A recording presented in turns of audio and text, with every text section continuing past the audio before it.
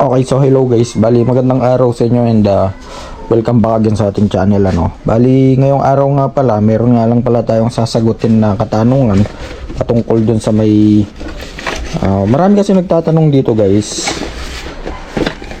Yan, kuha lang tayo ng gamit. Ito madalas na tanong to dito sa akin sa may mga video natin about sa pag-install ng mini driving light. No, so kuha lang ako ng gamit. Kuha lang tayo ng wire. Tapos yung dalawang clamps natin. So lagay natin dito at pagkatapos ito. Ano ba to? Mga terminal pins. At may mga fuse tayo dito. Okay. So madalas kasi natanong sa atin mga boss, buksan lang natin tong battery. Yan, so may battery tayo dito. Cards up. Okay. At ano pa bang kulang?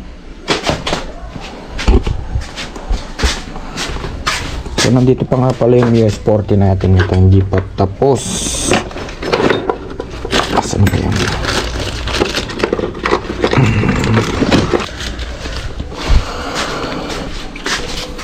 Ayan. So kumuha ako ng test light para maipakita sa inyo or makita nyo na legit na gumagana itong battery natin. So meron tayong battery dito to. Ayan. Meron tayong battery positive at negative. So pagka binaliktad natin yan, magiging kulay red naman yung ilaw. Okay, pero hindi yan yung tutorial natin. So marami kasi nagtatanong sa akin mga boss kung pwede ba daw hindi nalagyan ng fuse yung i-installan nila na mini driving light. Okay. So pakita natin. Do po pwede naman siyang hindi lagyan ng fuse, pero meron itong epekto. Hindi lang basta-basta epekto.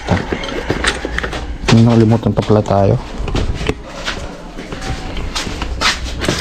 Tayo ng pliers.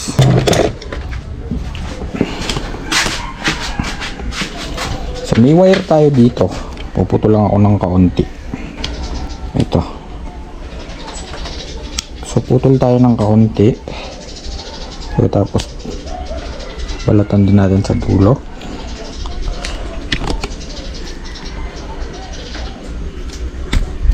Okay.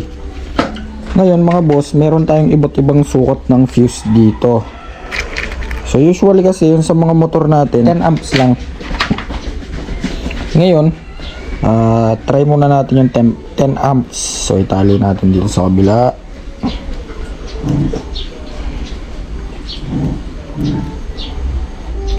So imagine natin mga boss, ito yung fuse ng motor natin or yung fuse na ini-install natin sa may mini driving light.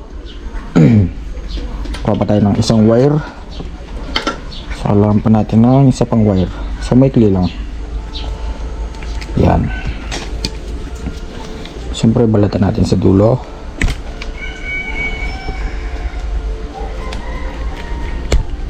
Okay. Then itali natin sa kabila.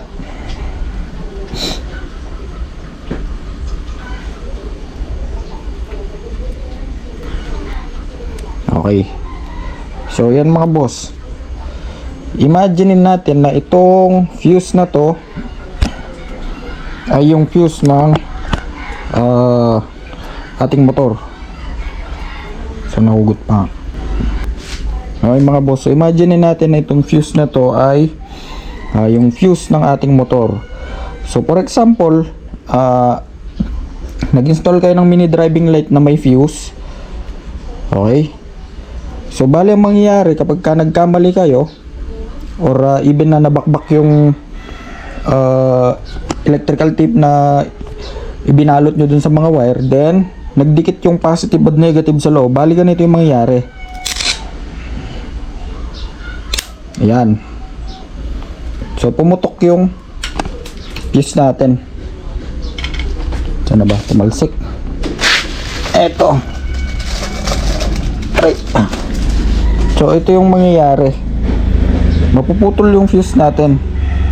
Kasi nga, nagdikit yung positive at negative. Okay? So safe na safe yung in-install natin kapag ka may fuse tayo. Ngayon, isa pa. Subukan natin ulit. So mapapansin nyo, nag-init pati yung mga wires natin kasi nga nagdikit yung positive at negative. So napakalaking ano nyan. Tumalsik. So palitan na lang natin ng isa pa. Yan. Okay. So higpitan natin this time.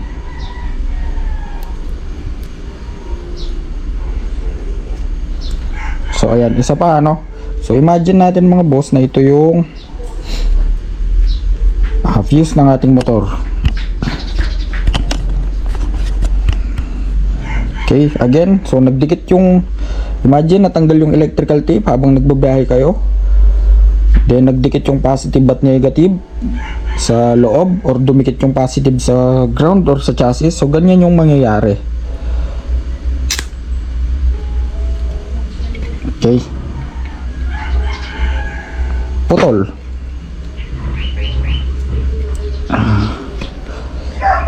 Ayun, so putol. Ayan. Kita nyo, putol. Ngayon, kapag walang fuse, bali ganito yung mangyayari kapag walang fuse.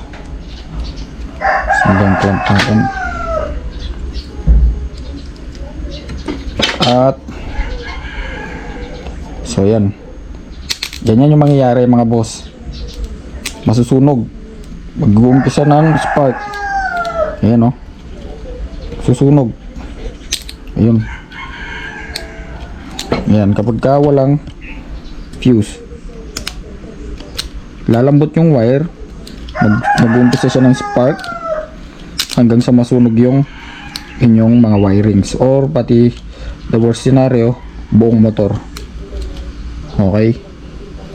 So ganyan yung mangyayari. Ayun o. So sobrang init nyan. Natutunaw pati yung balat ng wire. Yan. So kung mapapansin nyo, talagang yung terminal ng battery natin ay natunaw. So ganyan yung mangyayari mga boss kapag yung in-install yung mini driving light ay walang fuse. Okay. So ngayon alam nyo na.